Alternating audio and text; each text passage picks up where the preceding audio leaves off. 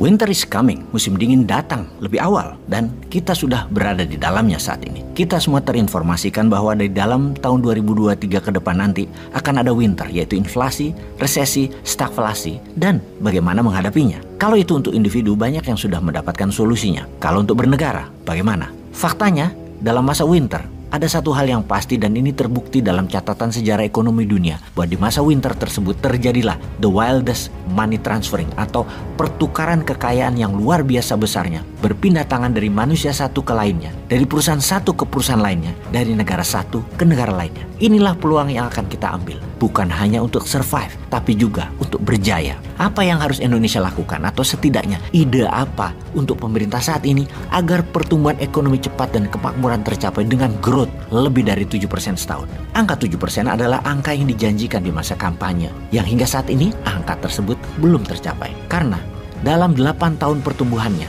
seharusnya adalah 56% minimum kalau tercapai, atau bahkan bisa lebih. Kalau tiap tahun 7%, di tahun ke-8 itu bukan 56%, tetapi bisa sampai 70% dibanding GDP nasional Indonesia di tahun 2014 dulu. GDP nasional Indonesia di tahun 2014 adalah 890 billion dolar. Dan di tahun 2021, 1186 billion dolar. Diperkirakan di tahun 2022, GDP nasional Indonesia adalah 1.250 billion dolar, naik 360 billion dolar atau naik 30% dalam 8 tahun, alias rata-rata per tahunnya 3,75%, hanya mencapai setengah dari janji kampanye.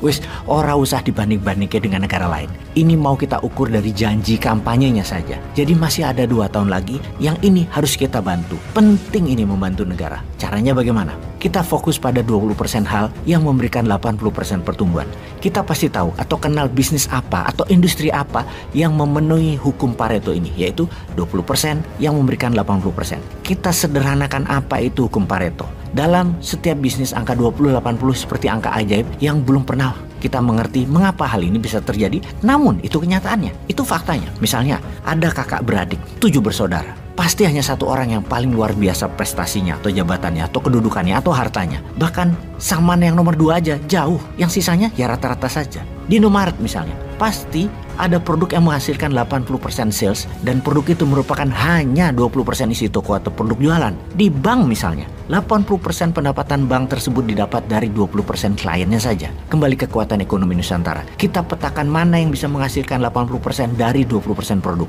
Untuk sementara jangan fokus dulu ke SDM, harus dicarikan lapangan kerja atau harus transfer teknologi. Pokoknya kata harus diabaikan dulu. Kita fokus yang 20% tadi. Fokus jangka pendek growth ekonomi naik. Itu didulukan karena waktu kita sempit. Hal ini kalau sahabat Newman membayangkan adalah kita mendapat posisi sebagai pengelola Bappenas, Badan Perencanaan Pembangunan Nasional, yang mendapat tugas di tahun 2045 nanti Indonesia harus menjadi negara nomor 1 GDP-nya tertinggi di dunia. Saat ini di tahun 2022 GDP negara tertinggi di dunia adalah Amerika dengan 25 triliun dolar atau 25.000 billion. Kita pakai angka triliun saja. Indonesia saat ini adalah 1,2 triliun, nomor 16 dunia. Data itu hampir 24 kali Amerika saat ini lebih kaya dari Indonesia. Diperkirakan di tahun 2045 Amerika GDP-nya adalah 40 triliun dolar, Tiongkok 50 triliun dolar, India 43 triliun dolar. Jadi kalau Indonesia mau menjadi nomor 1, Indonesia harus melebihi Tiongkok, melebihi 50 triliun dolar, alias naik 50 kali dalam 23 tahun ke depan.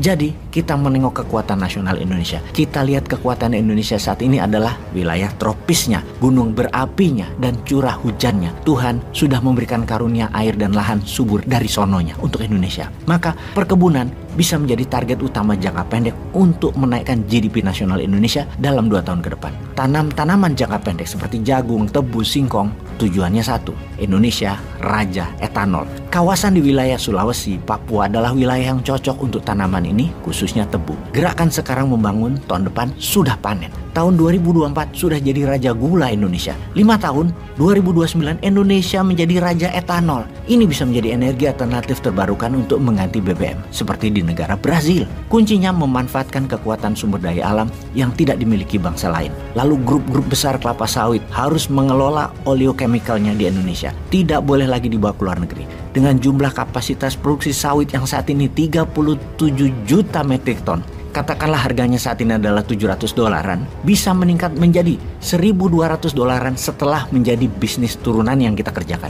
Dengan jumlah yang sama, tadinya revenue minyak sawit nilainya 350 triliun per tahun, dalam 2 tahun akan naik menjadi 550 triliun karena bisnis hilirisasi oleochemical. Artinya naik 60% revenue dan growth pertumbuhan Indonesia langsung jadi 7% dan stabil dalam 2 tahun ke depan. Hanya menggerakkan sawit dan perkebunan, hanya memanfaatkan alam subur dengan debu vulkanik plus hujan tropis khatulistiwa yang hanya ada di Indonesia. Jujur, ini berkah tak terhingga dari Tuhan. Grup besar ya seperti Sinarmas, Bakri, Astra, Plantation harus bangun oleochemical plant atau pemerintah BUMN bangun dan mereka wajib jual ke BUMN oleochemical sebagai DMO, Domestic Market Obligation. Wajib mereka store ke pabrik oleochemical tersebut. Kita jadi pengendali etanol, kita jadi pengendali oleochemical, bukan sugar sar atau raja gula, raja sawit dan banyak lagi tanaman industri lainnya.